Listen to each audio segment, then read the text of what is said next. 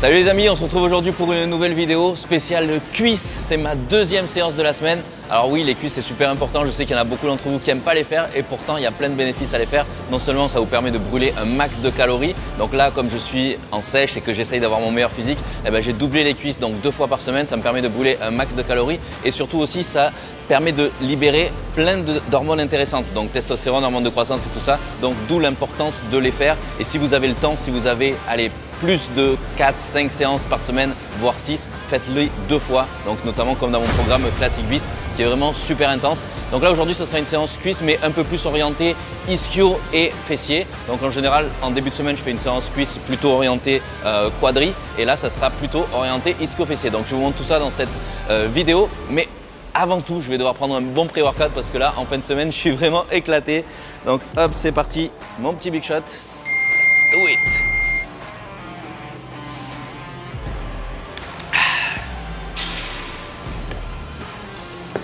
Allez, les EAA pendant la séance.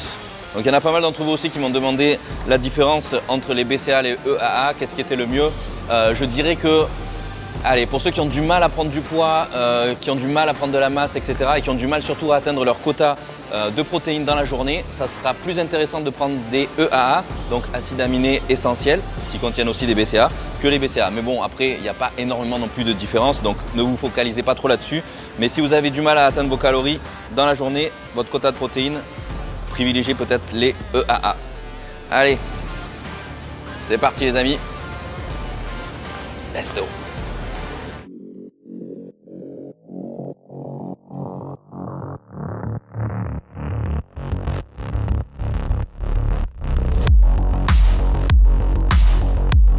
Alors pourquoi j'aime bien commencer par le leg curl assis quand je fais mes séances jambes avec la priorité sur les ischios? Parce que tout simplement le leg curl allongé avec mon dos, j'ai tendance, un peu comme tout le monde d'ailleurs, à tirer un petit peu avec les lombaires. Et ça c'est le problème de beaucoup de personnes sur le leg curl allongé. Et là il n'y a pas ce problème là justement avec le leg curl assis. Du coup je tire pas avec les lombaires. Donc franchement c'est top. Et puis là du coup de commencer par ça, ça m'échauffe et ça pré-fatigue les ischios. Donc vraiment top. Donc c'est parti, on augmente un petit peu. 4 à 5 séries pour commencer. Allez.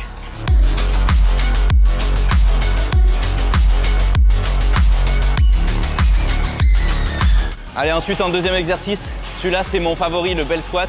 Parce que vous savez, la plupart d'entre vous, vous me connaissez depuis longtemps, je ne fais pas de squat parce que je ne peux pas avec mon dos, vous le savez. Donc je ne peux pas avoir de charge, disons, sur les épaules.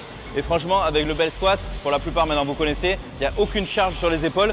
Et donc je peux réaliser des squats sans me faire mal au dos et je sens vraiment bien dans les cuisses. Du coup aujourd'hui je vais les faire en squat sumo et je vais essayer de focaliser vraiment sur les fessiers et de serrer aussi les ischios au maximum, même si évidemment ça travaille l'ensemble des cuisses.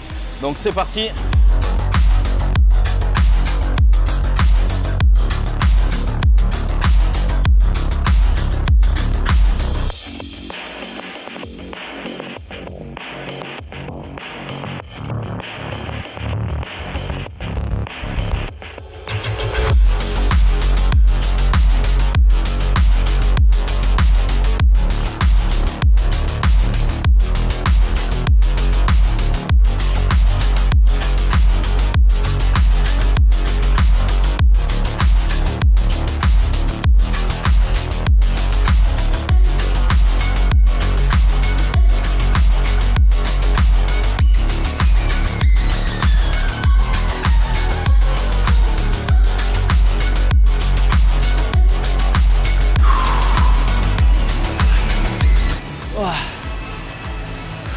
Allez, on arrive au troisième exercice.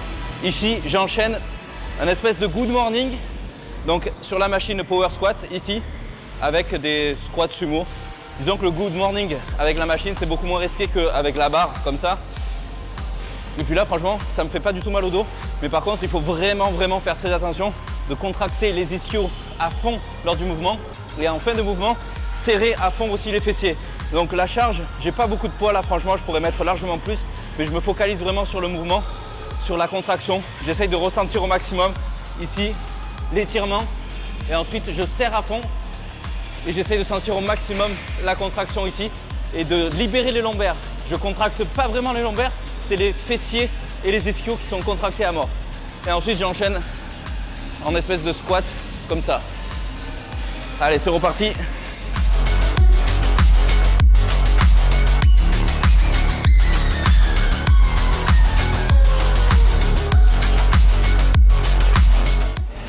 Allez, on va continuer par le hip thrust. Donc ici, on a le choix des machines.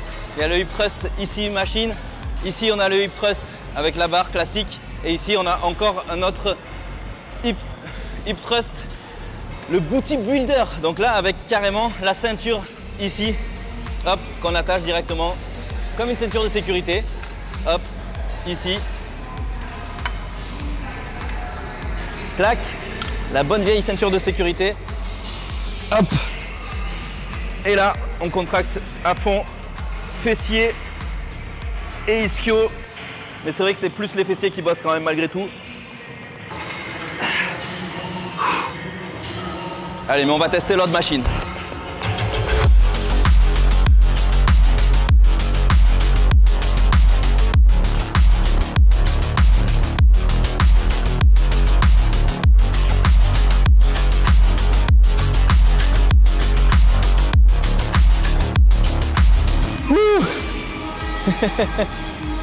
Ah, je suis déjà naze.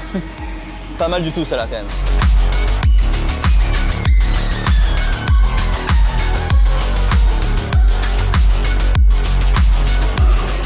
Ah, ça commence à tirer. Bon, avec les poils on voit pas trop la définition, mais j'ai quand même un petit retard en fait sur les ischios comparé disons au quadri. Donc c'est pour ça qu'il faut vraiment que je me focalise là-dessus. C'est quand même super important. On s'en rend pas compte parce que les ischios, forcément, comme c'est derrière, on les voit pas forcément dans la glace, mais c'est vraiment super important pour la posture, pour pas avoir trop mal au dos aussi, puis pour un bon équilibre général. Donc franchement, il faut les faire. Donc là, dernier exercice ou peut-être avant-dernier, leg curl unilatéral, ici. Je préfère celui-là parce qu'on est légèrement penché en avant et je trouve que j'ai de meilleures sensations que l'autre où on est plus, disons, vertical comme ça. Donc là, je le sens vraiment beaucoup mieux, plus sympa.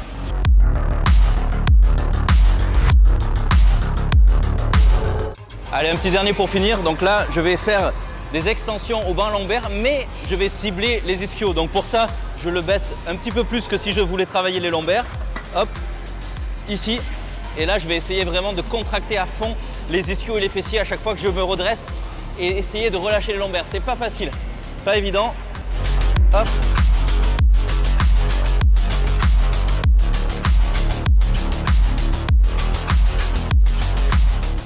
Donc là, l'astuce, c'est d'essayer de faire comme si j'étais en train de faire soit un soulevé de terre jambes tendues, soit tout simplement un good morning. C'est pas évident. Essayez de penser à chaque fois à amener les talons au final vers l'arrière comme ça. Focaliser sur la contraction ici, donc des ischios, fessiers aussi au maximum. Et essayez de relâcher le bas du dos. Mais c'est vraiment pas facile, donc faites-le lentement et pensez à étirer bien aussi dans la descente les ischios. Petite astuce pour celui-là, c'est d'essayer de regarder ses orteils, ses pieds pendant qu'on fait le mouvement parce que ça va éviter justement d'avoir une hyper extension au niveau de la tête. Si on garde la tête comme ça, on va avoir tendance forcément à contracter les lombaires au maximum. Alors que si on garde la tête et le menton collé et qu'on regarde ses pieds, au contraire, les lombaires vont être un peu plus relâchés et on va se focaliser vraiment sur les ischios. Voilà, c'est la petite astuce.